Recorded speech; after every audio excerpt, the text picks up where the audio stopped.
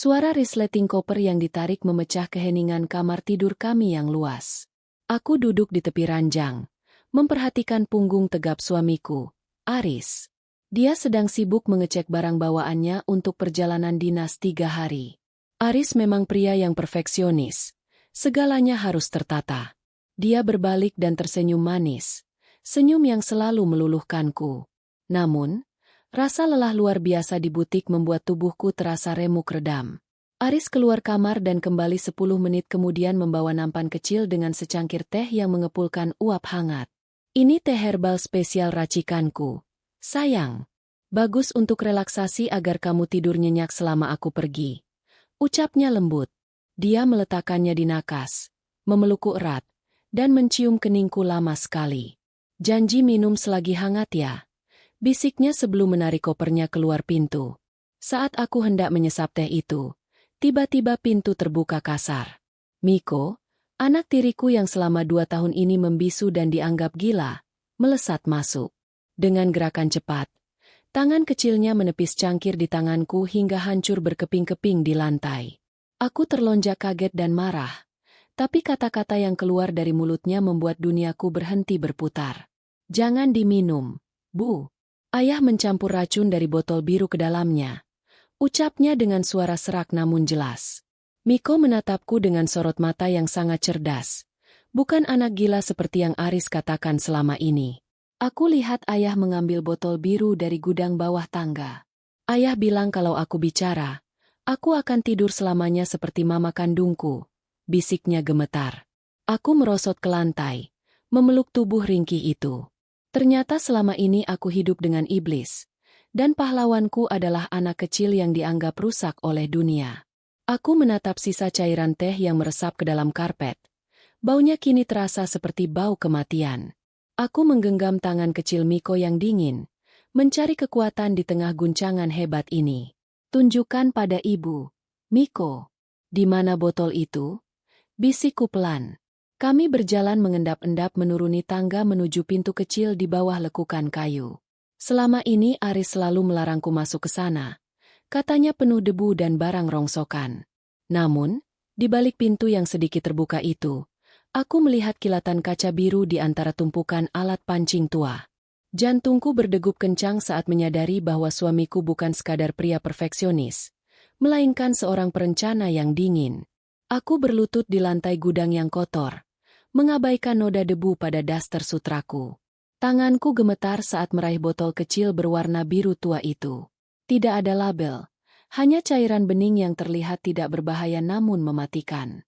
Dia bilang ini untuk mengobati serangga di taman. Miko berbisik di bahuku. Tapi aku lihat dia mencampurnya ke teh ibu dengan sarung tangan. Aku menutup mataku rapat-rapat. Mencoba menghapus bayangan wajah manis Aris saat dia mencium keningku tadi. Ternyata ciuman itu adalah salam perpisahan untuk nyawaku. Aku tidak bisa hanya lari. Aku harus memiliki bukti yang lebih kuat sebelum dia kembali dalam 3 hari. Tiba-tiba ponselku di saku bergetar. Memecah keheningan gudang. Nama, Mas Aris, muncul di layar dengan emotikon hati yang kini terasa seperti ejekan. Aku menatap Miko, dan dia memberikan isyarat agar aku tetap diam. Dengan suara yang kuusahakan tetap tenang namun sedikit parau, berpura-pura lemas, aku menjawab panggilan itu. Halo, sayang, kamu sudah tidur? Suara Aris terdengar begitu perhatian di seberang sana. Namun kini aku mendengar nada ketidaksabaran yang tersembunyi. Aku baru saja akan tidur. Mas, tehnya sangat menenangkan. Jawabku terbata-bata. Aku bisa mendengar dia menghela napas lega di ujung telepon. Sebuah desahan kepuasan yang membuat bulu kuduku meremang. Setelah telepon terputus, aku menatap Miko dengan pandangan baru. Miko, apa yang terjadi pada mamamu? Katakan yang sejujurnya pada ibu. Anak itu menunduk. Jemarinya memainkan ujung bajunya yang kusam. Ayah mendorong mama dari tangga karena mama menemukan dokumen di gudang ini. Bisiknya dengan air mata yang mulai mengalir. Aku menyadari bahwa aku bukan satu-satunya target. Aku adalah pengganti yang hartanya ingin dia kuasai. Aku segera menyalakan laptop di ruang kerja, mencari tahu riwayat asuransi dan kepemilikan butikku yang baru saja kuberi kuasa pada Aris bulan lalu. Aku harus membatalkan semuanya sebelum fajar menyingsing. Sementara iblis itu masih mengira aku sedang tertidur lelap untuk selamanya. Lihat ini, Miko. Dia sudah menguras hampir setengah tabungan operasional butik dalam sebulan. Bisikku dengan tangan yang bergetar di atas keyboard. Layar laptop itu menampilkan deretan angka yang selama ini kusembunyikan di balik kepercayaan buta. Miko menunjuk sebuah nama di kolom penerima yang muncul berulang kali. Kak. Ayah selalu menyebut nama itu saat menelepon di taman belakang, ucapnya lirih. Kepalaku terasa berdenyut. Ini bukan sekadar rencana pembunuhan, tapi perampokan sistematis yang sudah dirancang sejak lama untuk mendanai kehidupan barunya. Ada yang lebih penting, Bu. Ayah punya kamera kecil di sudut langit-langit dapur. Miko menarik ujung dasterku, membawaku kembali ke arah ruang makan. Dia menunjuk ke arah jam dinding antik yang terlihat biasa saja. Jantungku mencelos. Aris mungkin merekam semuanya sebagai piala kemenangannya. Aku mengambil kursi dan memanjatnya dengan hati-hati, menemukan sebuah lensa mikro yang berkedip merah sangat samar di balik bingkai kayu jam tersebut. Jika dia bisa memantauku dari jarak jauh melalui ponselnya, maka sandiwaraku sebagai korban harus terlihat sempurna agar dia tidak segera kembali dan menghabisi kami secara langsung. Tablet Aris yang tertinggal di atas meja ruang tamu tiba-tiba menyala, memantulkan cahaya biru yang tajam ke wajah kami. Sebuah notifikasi pesan muncul di layar kunci. Mas, apa dia sudah tidur selamanya? Aku sudah di hotel. Jangan lama-lama. Darahku mendidih membaca pesan itu. Siska bukan hanya sekadar selingkuhan. Dia adalah kaki tangan yang menunggu kabar kematianku untuk merayakan hasil jarahan mereka. Kita harus bertindak cepat. Miko.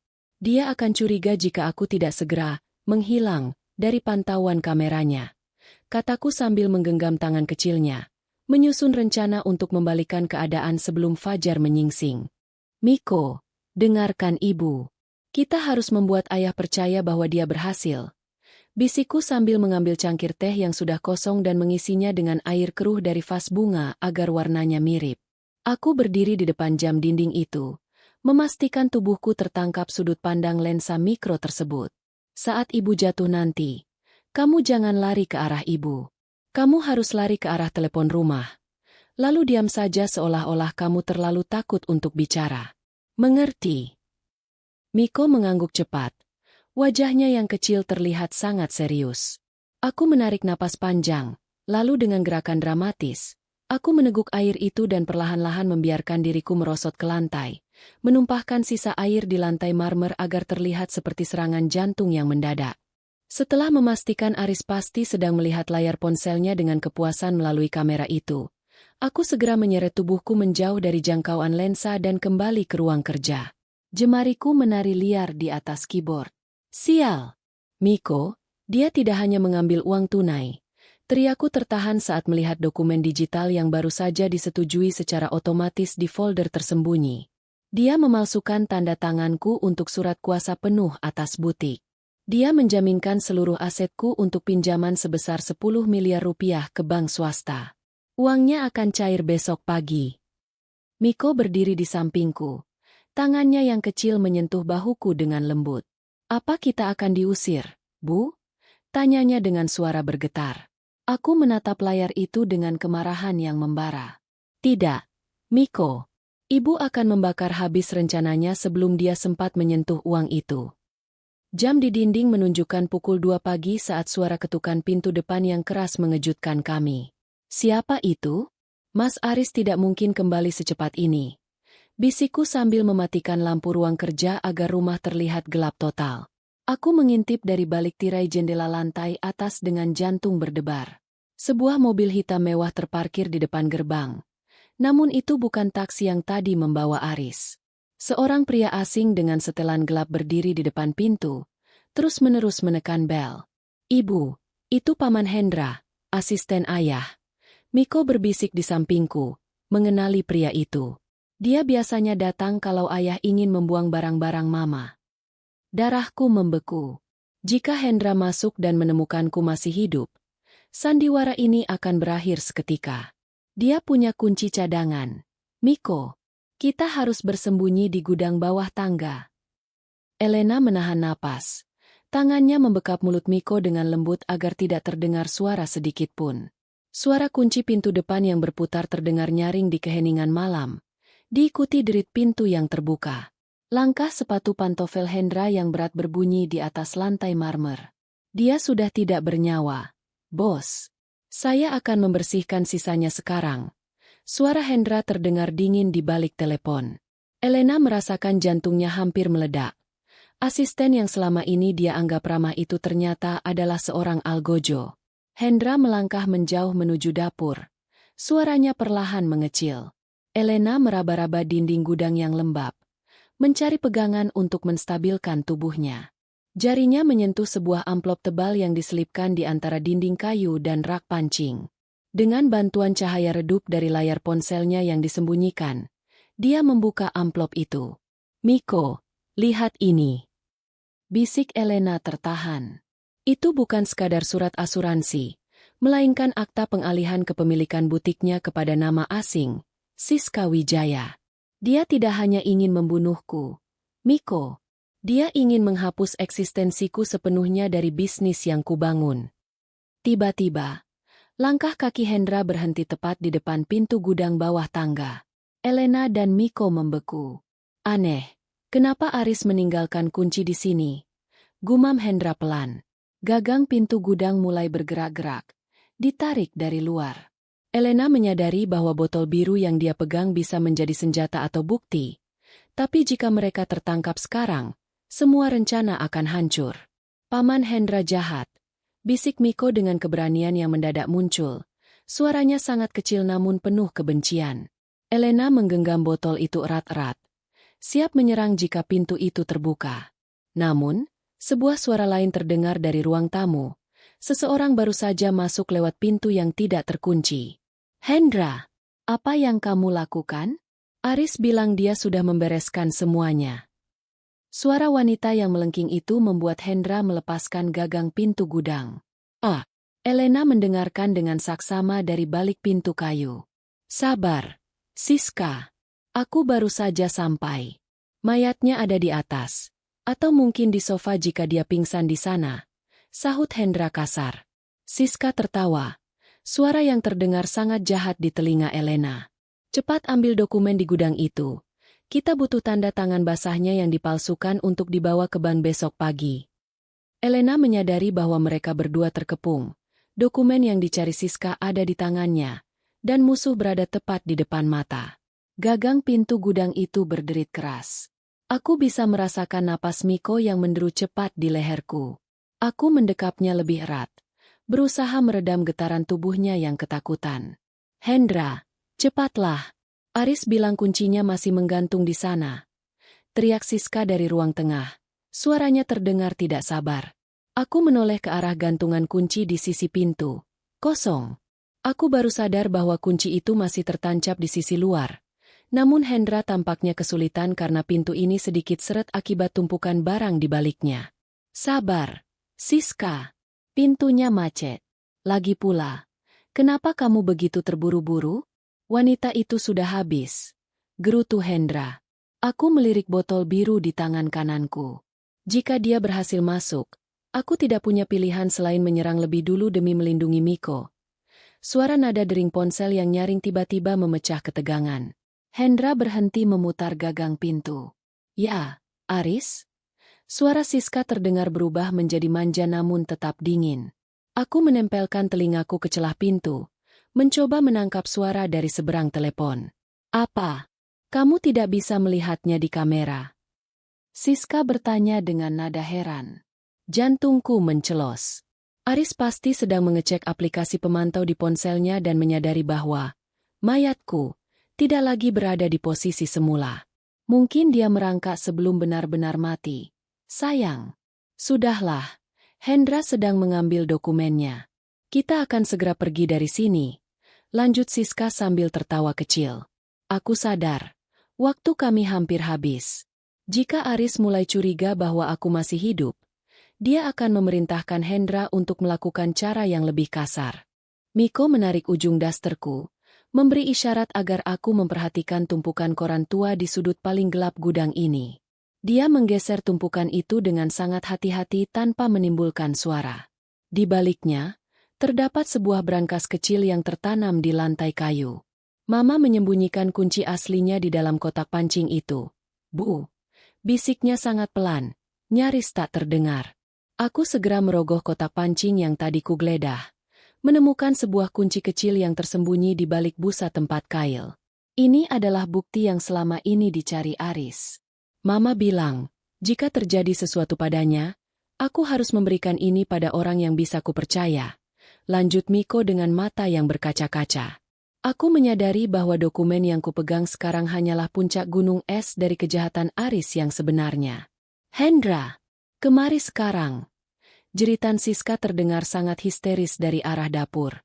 Langkah kaki Hendra menjauh dari pintu gudang, memberiku ruang untuk bernapas sejenak.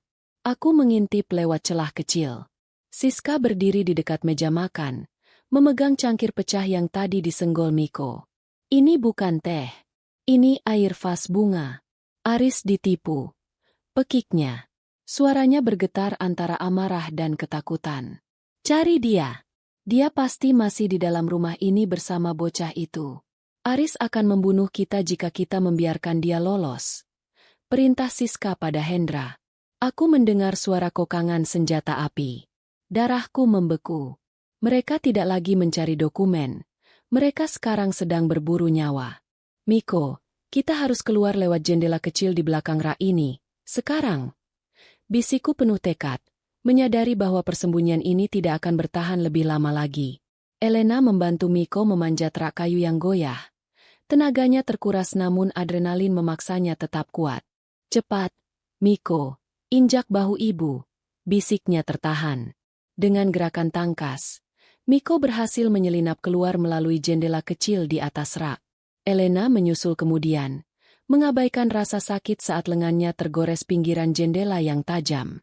Mereka mendarat di atas rumput basah halaman samping, bersembunyi di balik bayangan tanaman palem yang rimbun. Napas mereka memburu. Sementara dari dalam rumah terdengar suara langkah kaki Hendra yang semakin mendekati pintu gudang yang baru saja mereka tinggalkan. Debu beterbangan saat Hendra menendang pintu gudang hingga terbuka sepenuhnya. Kosong, geramnya, mengacungkan senjata api ke arah sudut-sudut ruangan yang gelap. Siska muncul di belakangnya. Wajahnya yang penuh riasan kini pucat pasi karena murka. Tidak mungkin. Dia seharusnya sudah lumpuh. Teriak Siska sambil merampas botol biru yang tertinggal di lantai. Pandangannya beralih ke jendela kecil yang terbuka di atas rak. Mereka keluar lewat sana. Cepat cari. Hendra. Kalau Aris tahu kita membiarkan mereka lolos, dia akan menghabisi kita berdua. Elena mendekap Miko di balik semak-semak dekat garasi, mematikan ponselnya agar cahayanya tidak terlihat. Tiba-tiba, suara nyaring dari speaker ponsel Siska yang berada di teras terdengar jelas. Halo? Siska, sudah selesai? Itu suara Aris, namun nadanya kini dingin tanpa jejak kelembutan. Mas, dia kabur. Elena dan bocah itu menghilang lewat gudang. Jawab Siska dengan suara bergetar. Hening sejenak di seberang sana sebelum Aris menjawab dengan perintah yang membuat darah Elena membeku. Bakar rumah itu sekarang. Masukkan dalam laporan sebagai korsleting listrik. Pastikan mereka tidak pernah keluar dari sana hidup-hidup, atau kalian yang akan menggantikan posisi mereka. Miko, kunci yang kamu berikan tadi, itu kunci brankas di dalam gudang, kan? Elena berbisik. Jemarinya meraba kunci kecil di saku daster sutranya. Miko mengangguk. Matanya berkaca-kaca menatap rumah yang kini mulai tercium bau bensin. Ada dokumen asli Mama di sana. Bu, rahasia ayah yang sebenarnya. Elena menatap Siska dan Hendra yang sibuk menyiramkan cairan ke area teras. Dia tahu mereka tidak bisa hanya lari ke jalan raya yang sepi. Hendra pasti akan mengejar dengan mobil. Kita harus masuk lagi lewat pintu belakang dapur saat mereka di depan. Kita ambil dokumen itu dan bukti rekaman kamera kecil yang Aris banggakan. Kita akan menghancurkan mereka dengan senjata mereka sendiri, ucap Elena dengan tekad bulat. Bau bensin yang menyengat mulai memenuhi udara malam, menusuk hidung dan membuat mataku perih. Aku menarik napas dalam-dalam, berusaha menenangkan detak jantung yang seperti genderang perang. Sekarang, Miko, bisikku setipis angin. Kami bergerak merangkak di antara bayangan tembok menuju pintu pelayan di dekat area laundry. Aku bisa mendengar suara tawa Siska yang melengking saat dia menyulut korek api di teras depan. Tangan kecil Miko menggenggam ujung dasterku dengan sangat erat. Tubuhnya gemetar namun matanya menatap lurus penuh keberanian. Kami berhasil masuk. Lantai dapur yang dingin terasa sangat asing sekarang. Seolah rumah ini telah berubah menjadi ruang eksekusi yang siap melalap kami dalam api. Aku menyeret kursi dengan sangat hati-hati, memastikan tidak ada gesekan suara pada lantai marmer. Dengan tangan gemetar, aku meraih bingkai jam dinding antik itu. Keringat dingin mengucur di pelipisku saat jemariku menyentuh lensa mikro yang masih berkedip merah. Dapat?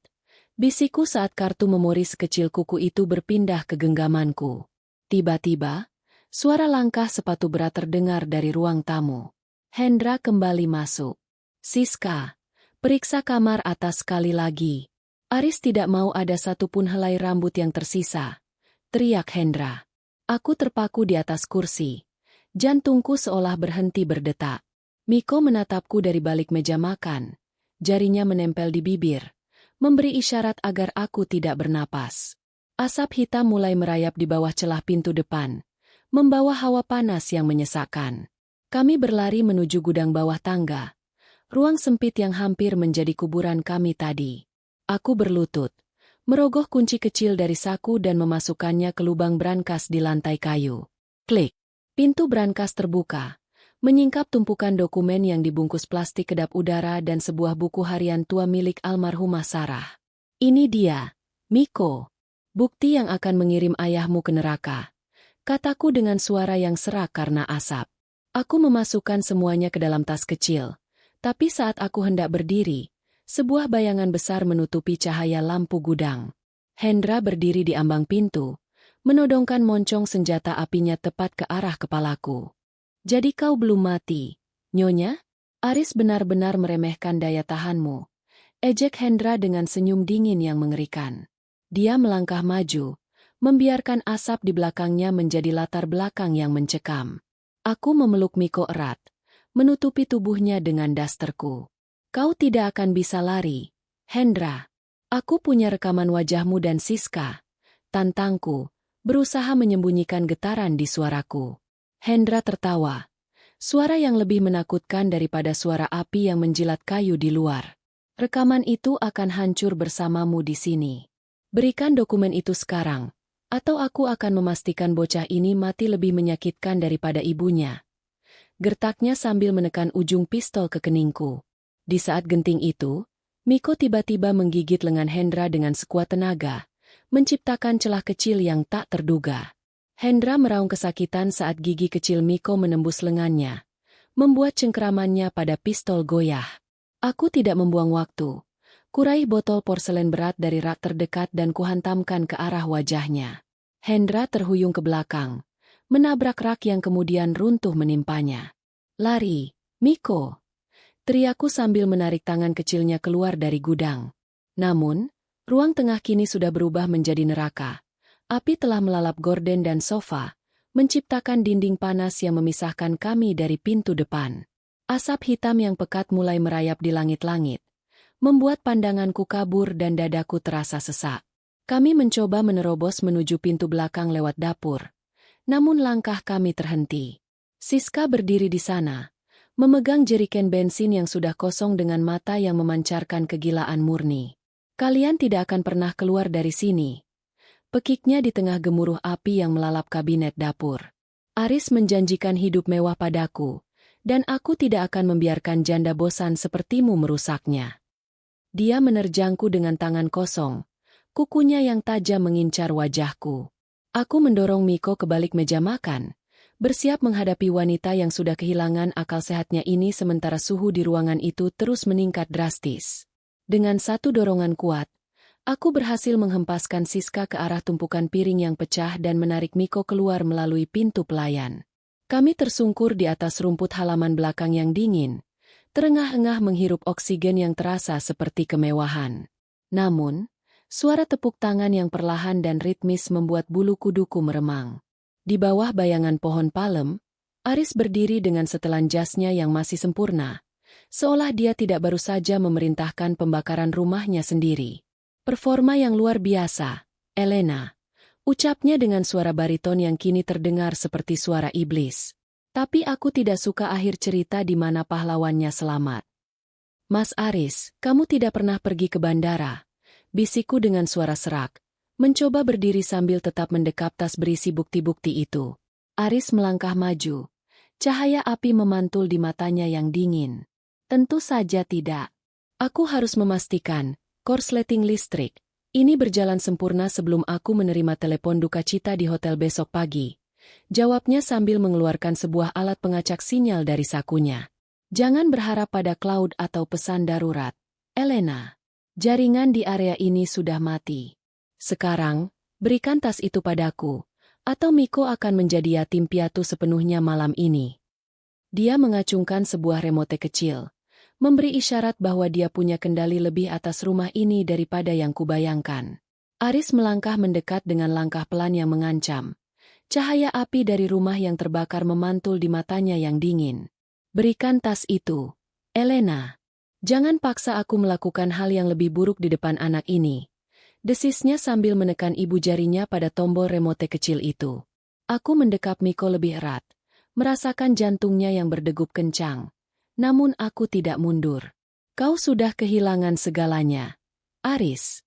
Aku sudah mengirimkan salinan dokumen ini ke pengacaraku sebelum kau mematikan sinyalnya. Bohongku demi mengulur waktu. Berharap alarm darurat yang kutekan di dapur tadi sudah sampai ke pusat keamanan. Tiba-tiba, suara sirine polisi membelah keheningan malam, diikuti oleh lampu rotator merah dan biru yang menyorot tajam ke arah kami. Aris terkesiap.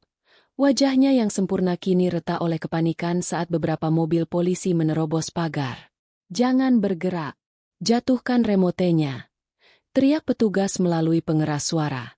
Hendra dan Siska yang mencoba kabur dari pintu belakang langsung diringkus di tempat. Aris mencoba lari ke arah semak-semak, namun petugas dengan sigap mengepungnya, menjatuhkannya ke tanah yang basah. Sandiwara iblis ini akhirnya berakhir di bawah sorotan lampu hukum. Aku berdiri tegak saat petugas memborgol tangan Aris. Dia menatapku dengan kebencian murni, namun aku hanya menatapnya dengan rasa kasihan yang dalam.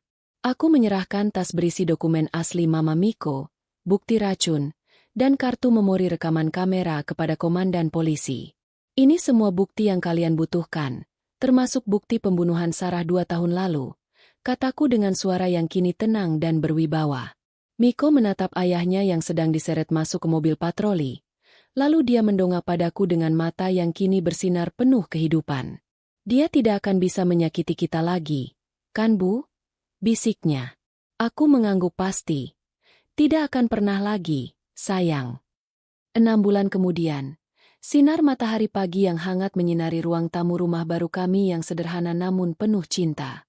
Miko kini tumbuh menjadi anak yang sangat ceria dan tidak lagi membisu. Suaranya yang merdu memenuhi setiap sudut rumah saat dia bercanda denganku. Aris telah dijatuhi hukuman seumur hidup tanpa kemungkinan remisi atas pembunuhan berencana dan berbagai kejahatan lainnya.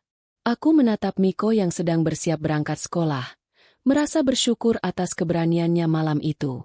Kami kehilangan sebuah rumah, namun kami menemukan kebenaran dan kebebasan. Ayo Bu, nanti aku telat lomba bercerita. Serunya sambil menarik tanganku. Aku tersenyum lebar, menyadari bahwa pahlawan sejatiku adalah anak kecil yang dianggap rusak oleh dunia ini.